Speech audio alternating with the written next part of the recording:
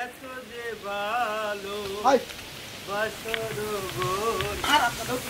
কি কোন হারাম দাদা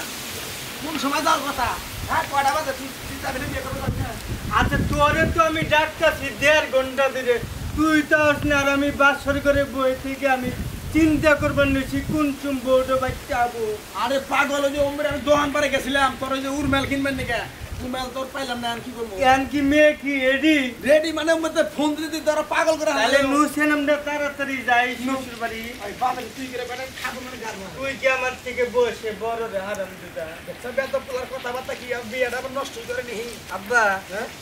মেয়ের চেহারা কিরম হইতে পারে চেহারা মাশাআল্লাহ মনে কর 50,000 এর ভিতরে একজন আমি তো আজকে বিয়ে করতেছি হ্যাঁ তুই কি বিয়ে করছিলি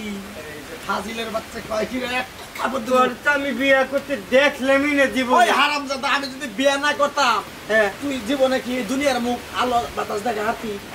কে তোর মায়ের বিয়ে না করলে তুই ওই কোন দিকে আলু কি তুই দূরে থাকতি কি রকম ব্যয় কি আর আলু ধরে রাখবো তাহলে এই যে খোলা আকাশের হাওয়া বাতাস ও